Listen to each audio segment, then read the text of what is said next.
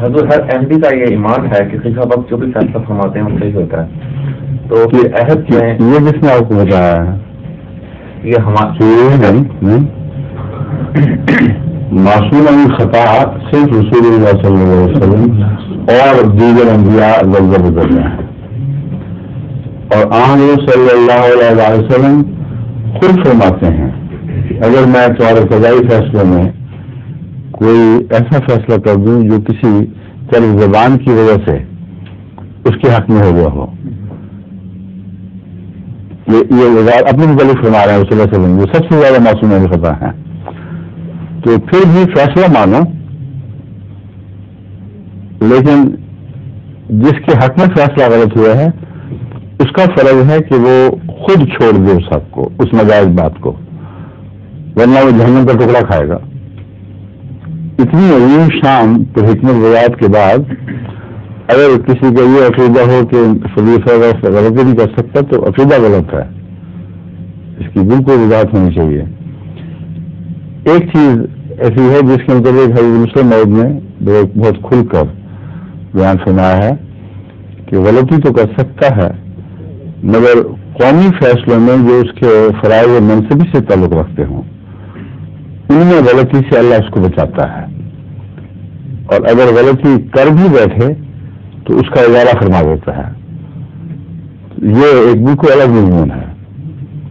خلیفہ وقت اپنے جماعتی فیصلوں میں خدا تعالیٰ کی حفاظت میں ہے اور بالعموم اس سے غلطی سرزد نہیں ہو سکتی، مگر معصوم ان معنوں میں نہیں ہے نبی کی طرح. اور اگر وہ غلط فیصلہ کر بیٹھے جانبداری کے ساتھ، اور ایسا ہی ہوگا ہمیشہ، تو پھر خدا تعالیٰ اس کے ازالے کے سامان کر دیتا ہے اور جماعت کو اس کا نقصان نہیں پہنچنے دے گا کیونکہ اس نے معصومیت میں جماعتی فیصلے میں اللہ کے حکم سے اطاعت کی ہے. یہ ہے آخری قطعی صورت جس کو ہم نے بارہا دیکھا ہے، کبھی بھی اس کے خلاف کوئی بات نہیں دیکھی. میرا سوال ہم نے دیکھا کہ معروف کا لفظ جو عہد میں ہے یہ پرانا سوال ہے، یہ کافی پرانا ہے. یہ عہد کا جو لفظ ہے وہ قرآن سے لیا گیا ہے، اور قرآن میں جہاں عورتوں کی بیعت کا ذکر ہے وہاں یہ ان سے بیعت کے الفاظ میں ہیں کہ وہ تم یہ اقرار کرو کہ معروف میں نبی کی اطاعت سے باہر نہیں جاؤ گی. تو اب جو سوال اٹھانا خلافت کے حوالے کی بجائے نبوت کے حوالے سے اٹھائیں اور رسول اللہ صلی اللہ علیہ وسلم کے حوالے سے اٹھائیں.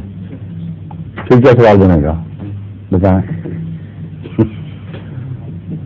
پھر تو ہم معروف کا لفظ نہیں آنا چاہیے. کون نہیں آنا چاہیے؟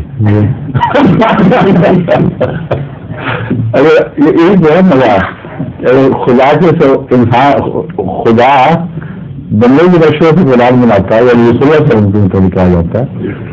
کیونکہ یہ بن جانا سب نے بنایا ہے کہ معروف کو لگانے نہیں چاہیے سسٹم نکال دو یہاں سے. معروف اس اطاعت کو کہتے ہیں جو قرآنی فرائض احکام اور سنت کے فرائض اور احکام کے علاوہ عام باتوں میں ہے، جس میں براہ راست انسان پابندی کا کسی چیز کا پابند نہ ہو. اب یہ نفلی اطاعت ہے، نفلی دائرے کے معاملات میں اطاعت ہے، نہ کہ فرائض کے معاملے میں. فرائض کے معاملے میں تو اللہ کے حکم کو خلیفہ وقت نافذ کرتا ہے، رسول اللہ صلی اللہ علیہ وسلم نافذ فرمایا، اور اس میں کسی شرط کی بحث ہی کوئی نہیں، لازماً اس کی پابندی ہے. معروف میں بھی نہیں کریں گے. معروف سے مراد یہ ہے کہ جن میں واضح طور پہ اللہ تعالیٰ نے حکم نہیں دیا لیکن اچھی باتیں ہیں، اور ان میں اگر آپ حکم دے دیں گے تو پھر ہم ان میں بھی نافرمانی نہیں کریں گے. چنانچہ ہے مسلم موعود تحریک جدید کے متعلق کے تعلق میں بہت سے ایسے قوانین جاری کیے جو شرعاً انسان کو پابند نہیں کر سکتے.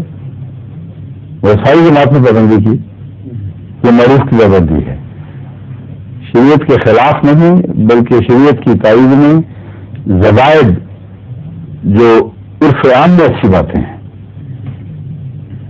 اور اس کی سند عالمی سند ہے، عرف عام کی بحث ہے، تبھی معروف کہلاتی ہے.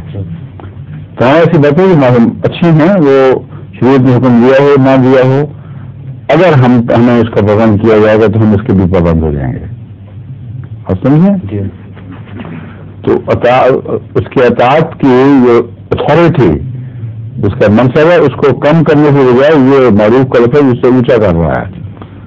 انہیں معنی میں رسول اللہ صلی اللہ علیہ وسلم حضرت رسول اللہ صلی اللہ علیہ وسلم نے بات کی تھی, انہیں معنی میں آمدہ یہ بات چلتی ہے.